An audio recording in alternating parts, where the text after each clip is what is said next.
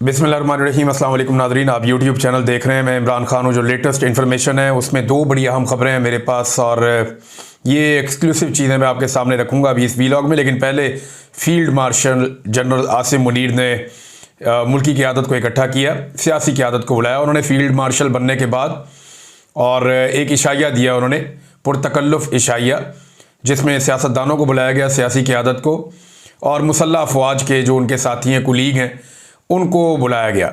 आला कुछ अफसरान हैं उनको भी बुलाया गया और एक इशाया दिया जिसमें आसिफ अली जरदारी को, शहबाज शरीफ को, चेयरमैन सेनेट को, इसहाक डार को, अयाज सादिक, वफाकी वज़ीर और वज़राए आला और गवर्नर वगैरह को बुलाया गया।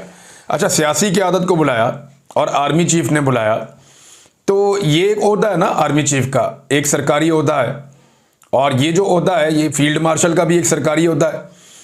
और इनके लिए तो कोई पॉलिटिकल पार्टी नहीं होती ना पसंदीदा कि ये पार्टी अच्छी है तो ये बुरी है, या ये हुकूमत की पार्टी है तो ये मुझे पसंद है और ये अपोजिशन की पार्टी है। ऐसा नहीं होता। नॉर्मली ऐसा ही होता है कि अपोजिशन को भी बुलाया जाता है। लेकिन यहाँ मैं आपको बताता हूँ कि मैंने कंफर्म किया पाकिस्तान तहरीक-ए-इंसाफ से, तो उनके चेयरमैन इस वक्त गौहर साहब, उनको भी नहीं बुलाया गया। सलमान अकरम राजा साहब, उनको भी नहीं बुलाया गया। सेनेट और कौमी असम्बली में जो दोनों अपोजिशन लीडर्स हैं उनको भी नहीं बुलाया गया। यानी ऐसा लगा कि इस वक्त की जो मिलिट्री क़यादत है उसने शो किया कि हम हुकूमत के साथ हैं, और सियासी क़यादत को तो बुलाया है लेकिन उन्होंने अपनी पॉलिटिकल चॉइस भी बताई कि इस वक्त जो हुकूमत बनी हुई है उसके साथ उन्होंने अपनी अलाइनमेंट शो की है। जबकि देखें थोड़े दिन पहले जो कुछ हुआ पाकिस्तान और इंडिया की लड़ाई में, उसमें ये जो हुकूमती जमातें हैं, ये जरदारी साहब, ये आप तस्वीरें देख लें साथ साथ, ये जो इस वक्त फील्ड मार्शल के साथ खड़े हैं, इनकी तो ज़बान नहीं खुली थी। ये जो शहबाज शरीफ साहब, इनकी भी ज़बान नहीं खुली थी। ये मरियम नवाज, इन्होंने अभी तक मोदी का नाम नहीं लिया। नवाज शरीफ, उन्होंने अभी तक मोदी का नाम नहीं लिया। ये वो सारे लोग हैं जो इंडिया को जवाब नहीं दे पा रहे थे, और जिन लोगों ने इंडिया को टका कर जवाब दिया है उन्हें मदऊ नहीं किया गया, उन्हें बुलाया नहीं गया। वैसे मैंने उनसे पूछा, उन्होंने कहा जी हम जाना भी नहीं चाह रहे थे, कोई इतना भी शौक नहीं है जाने का, लेकिन ये है कि रवायत तो ये है कि बुलाया जाता। लेकिन शायद ऐसा लगता है, क्योंकि ऑफ द रिकॉर्ड बहुत सारे लोगों से मेरी बात हुई, उन्होंने कहा जी हमें ऐसा लगता है कि आर्मी चीफ ने या फील्ड मार्शल ने अपनी पसंदीदगी शो की है कि ये मेरे पसंदीदा लोग हैं तो इनको मैं बुला लेता हूं। तो वो तो सब जानते हैं कि पाकिस्तान तहरीक-ए-इंसाफ इस वक्त पाकिस्तान की मिलिट्री एस्टेब्लिशमेंट की सख्त नापसंदीदा जमात है, ये तो सब जानते हैं। बहरहाल वहां पे आर्मी चीफ ने एक और बात की, उन्होंने कहा जी फील्ड मार्शल आसिम मुनीर का कहना है कि नौजवान और मीडिया भारतीय डिस इंफॉर्मेशन मुहिम के खिलाफ आहनी दीवार साबित हुए। ये उनका स्टेटमेंट बड़ा मशहूर हो रहा है। अच्छा, ये कैसे साबित हुए? सोशल मीडिया के जरिए हुए ना। नौजवान सोशल मीडिया पे कैसे साबित हुए? तो जो सबसे बड़ा प्लेटफॉर्म इस्तेमाल होता है दुनिया भर में प्रोपेगेंडा टूल के तौर पे, वो तो ट्विटर है, उसके बाद यूट्यूब है, उसके बाद फेसबुक है, और ऐसे फिर बहुत सारे और प्लेटफॉर्म्स हैं। अब मजे की बात यह है कि दूसरी जानिब ट्विटर पाकिस्तान में दोबारा से रुकावट का शिकार हो रहा है। या मेरे पास एयरवे की खबर है, पाकिस्तान में सोशल मीडिया प्लेटफॉर्म एक्स की सर्विसेज दोबारा मुतासर होना शुरू। तो आप तो जानते हैं कैसे मुतासर हो जाती हैं। वैसे ये इंटरनेशनली भी बाद आ जाता है प्रॉब्लम, लेकिन पाकिस्तान में मुतासर हो जाए तो हमारी तवज्जो फौरन कहाँ जाती है? गवर्नमेंट की तरफ। कहाँ जाती है? पीटीए की तरफ जाती है।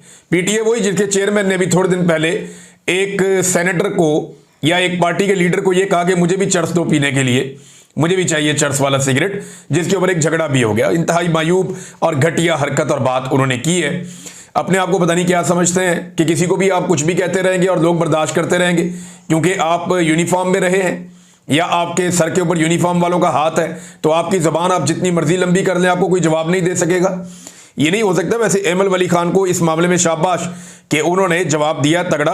हाँ, एमएल वली खान साहब के बारे में सुना है, वो भी इस फील्ड मार्शल की जो मीटिंग है जिसमें उन्होंने बुलवाई थी उसमें वो भी गए, बिलावल भी गए, मरियम नवाज की भी वहाँ पे वीडियो सी नज़र आ रही है। और बल्कि साले जाफर ने यह बताया था पिछले प्रोग्राम में कि मरियम नवाज फील्ड मार्शल बनने की जो तकरीब थी जनरल आसिम मुनीर की, उसमें बहुत मसरूर नज़र आई। साले जाफर साहब जो हैं वो मरियम नवाज की बॉडी लैंग्वेज के एक्सपर्ट जर्नलिस्ट हैं। ये गैर मुल्की दौरों पर भी जाते रहे हैं और ये बताते रहे हैं कि मरियम नवाज ने किस रंग का लिबास ज़ेब-ए-तन किया था।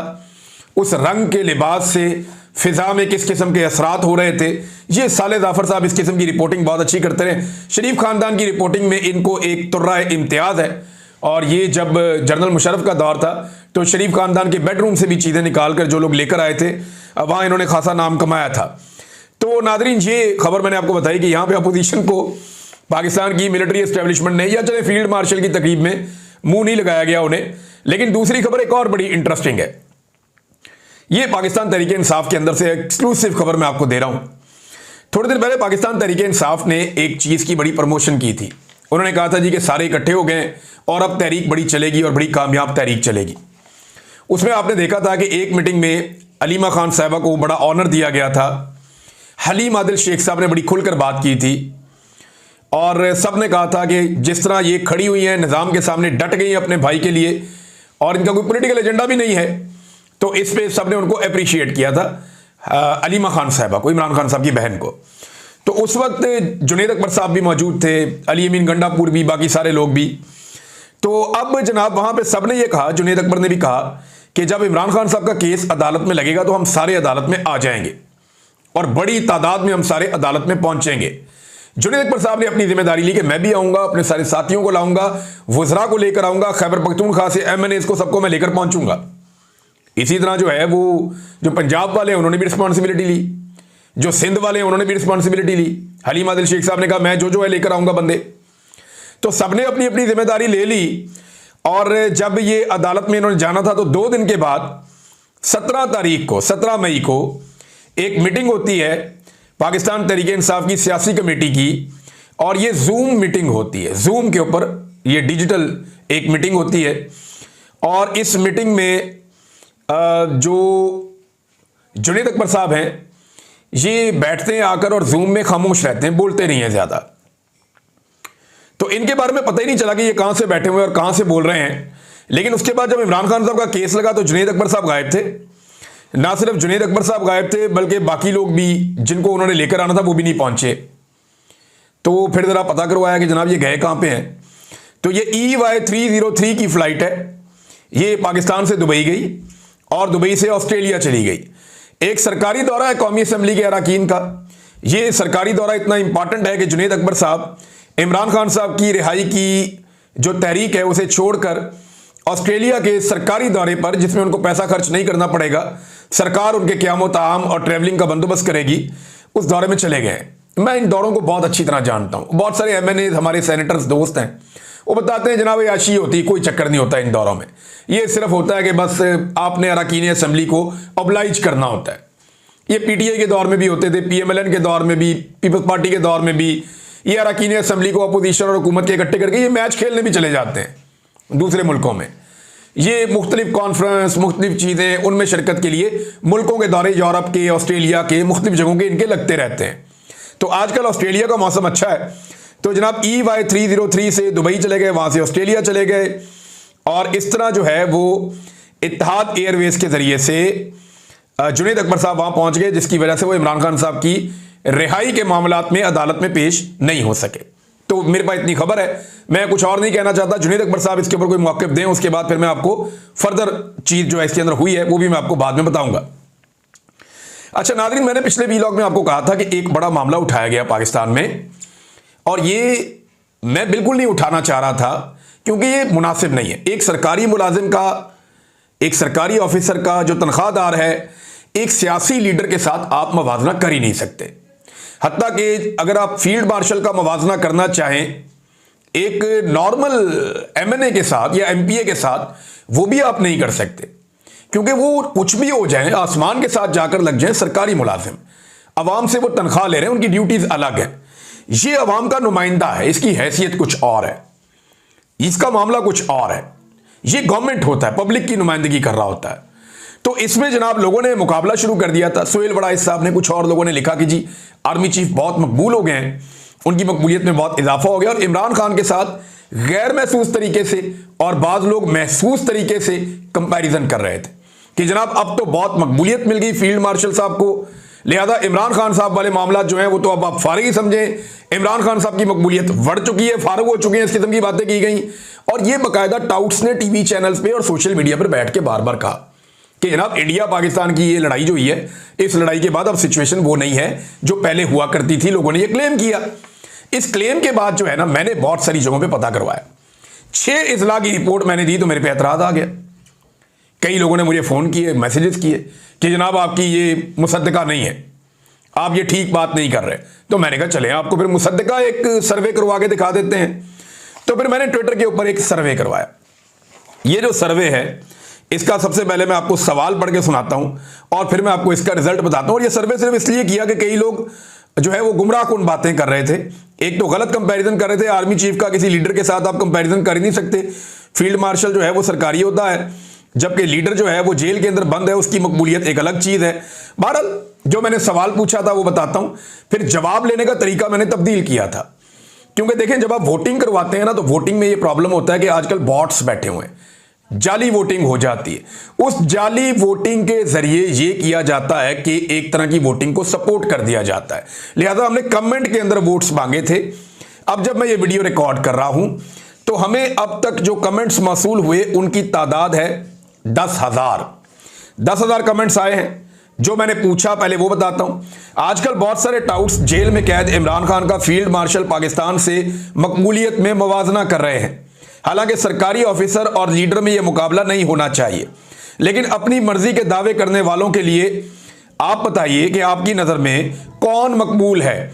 धांधली से बचने के लिए कमेंट में लिखिए। अब 2 ऑप्शन मैंने दिए थे। नंबर 1, कैदी इमरान खान के लिए 1 लिखिए और फील्ड मार्शल आसिम मुनीर के लिए 2 लिखिए।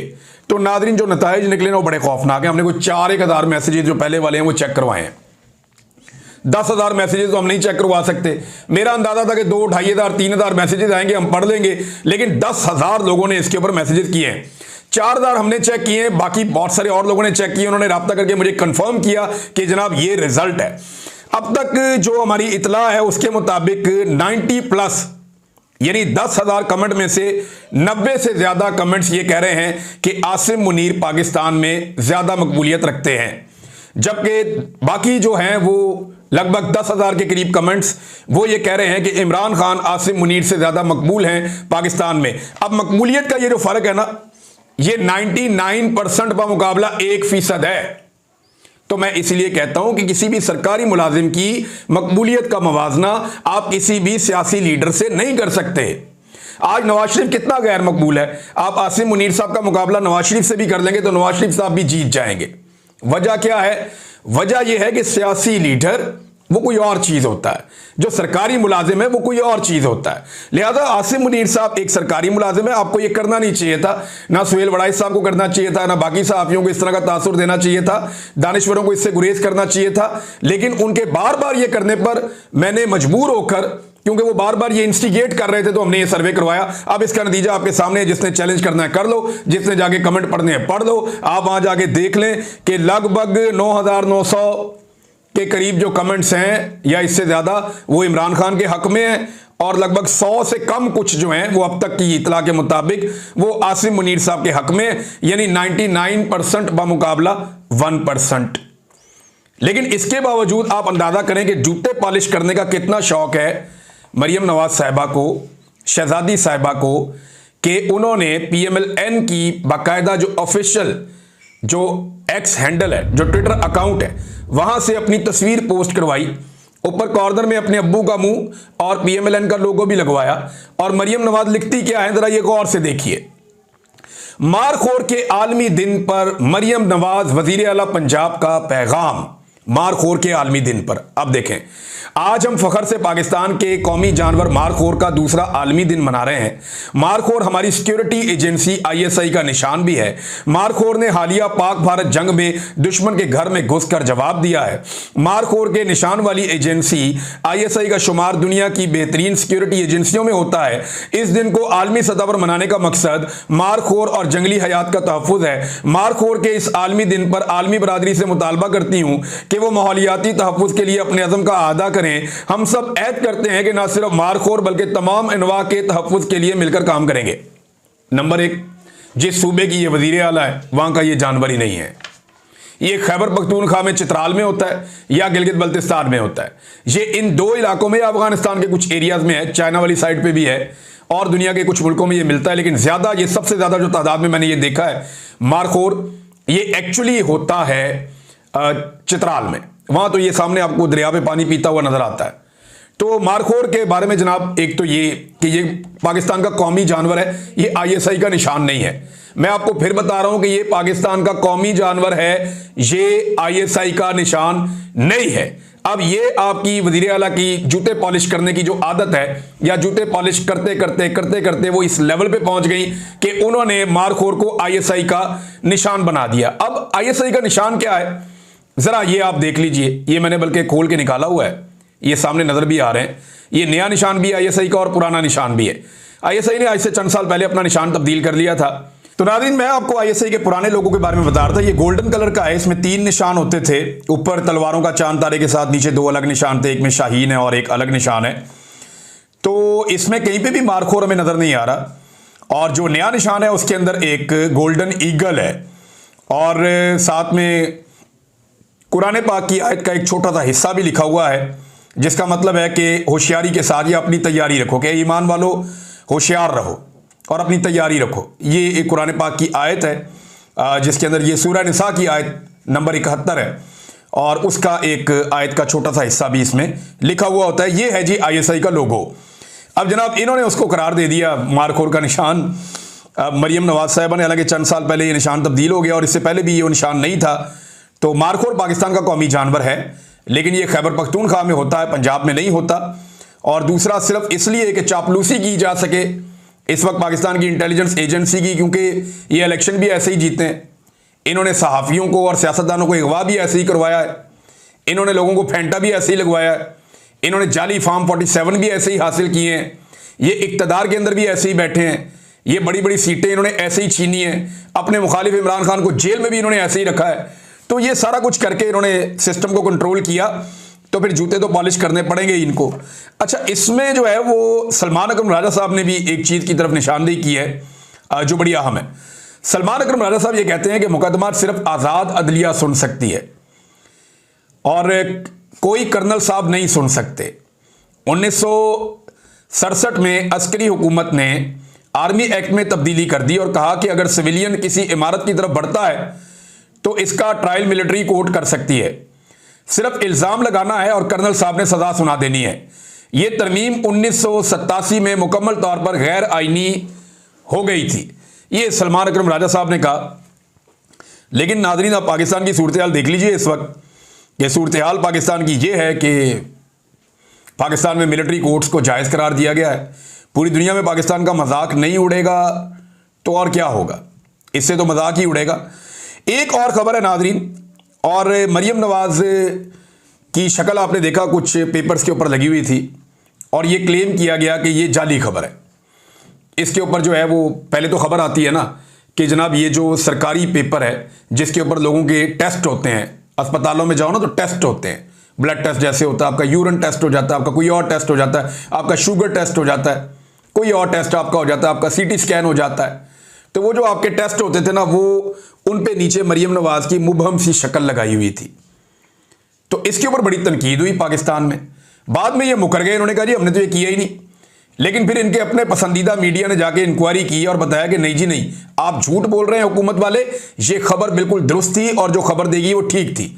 आप अंदाजा करें कि पहले ये गंदा काम करते हैं, फिर साथ गंदा मुंह बनाते हैं कि हमने तो ये किया ही नहीं। मैंने आपसे कहा था ना कि नवाज शरीफ साहब ने फील्ड मार्शल वाली तकरीब में जो मुंह बनाया हुआ है वो इसलिए बनाया हुआ है, तस्वीरें भी तो उन्होंने ही जारी की है ना, हुकूमत ने जारी की हैं। तो जानबूझ के मियां साहब की अच्छे मुंह वाली तस्वीर भी जारी कर सकते थे, लेकिन बोर मुंह वाली तस्वीर जारी करने का मतलब है कि जनाब हमसे ये जबरदस्ती करवाया जा रहा है। हालांकि ये आइडिया भी इनका है। इससे पहले इन्होंने जनरल राहील शरीफ को भी फील्ड मार्शल बनाने का लालच दिया था। कुछ ये जर्नलिस्ट हैं, कुछ लोग हैं, उन्होंने इसके बारे में दावा भी किया है।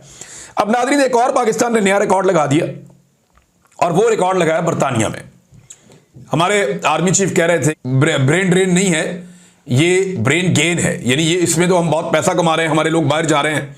तो बाहर जाके आपके लोग क्या कर रहे हैं, ये जरा सूरत हाल आप देखिए कि पाकिस्तान की रियासत इतनी कमज़ोर है और यहाँ लोग इतने ख़तरे में हैं। बहुत सारे लोग तो पाकिस्तानी एजेंसियों से ख़तरे में हैं, बहुत सारे लोग जो पाकिस्तान के इदारों से खतरे में हैं, बहुत सारे लोग पाकिस्तान के अंदर जो पोलराइजेशन बढ़ गई है उसमें खतरे में हैं, बहुत सारे लोग पाकिस्तान में मजहबी जनूनियों के हाथों खतरे में हैं। तो ये जो लोग भी खतरे में हैं, जो बरतानिया पहुंचे हैं, पूरी दुनिया से जो दरखास्तें मौसूल हुई बरतानिया में वो 1,09,343 और उसमें दुनिया का नंबर 1 मुल्क पाकिस्तान है कि जनाब हमें असाइलम दे दें, हमारी जान पाकिस्तान में खतरे में है। ये भी रिकॉर्ड पाकिस्तान को मिल गया और 11,048 पाकिस्तानियों ने इस साल जो है वो असाइलम की दरखास्तें दी हैं बरतानिया में कि जनाब हमें असाइलम दे दें, हम अगर अपने मुल्क में जाएंगे तो हमें वहां पे कत्ल कर दिया जाएगा या हमारी जान वहां पे खतरे में होगी।